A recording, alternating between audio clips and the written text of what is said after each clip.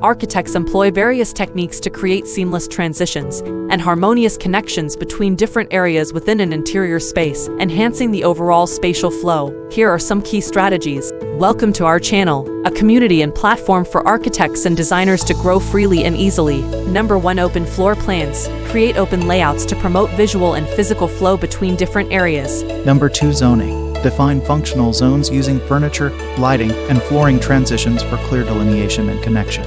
Number 3. Sightlines. Align openings and architectural features for clear visual connections and continuity. Number 4. Material continuity. Use consistent materials to maintain a cohesive visual flow between areas. Number 5. Lighting design. Employ consistent lighting schemes that seamlessly transition from one area to another.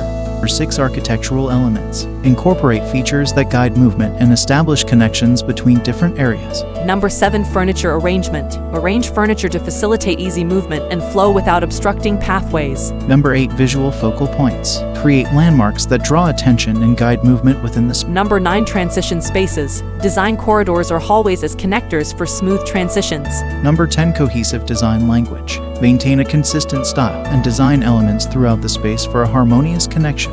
By employing these strategies, architects can create a sense of spatial flow, ensuring seamless transitions and harmonious connections between different areas within an interior space, thereby enhancing the overall user experience and visual appeal. As always, thank you professionals for sticking till the end. If you find this video valuable, don't forget to return the favor by tipping us with a like and share. If you would like to learn more, hey, check out this video next.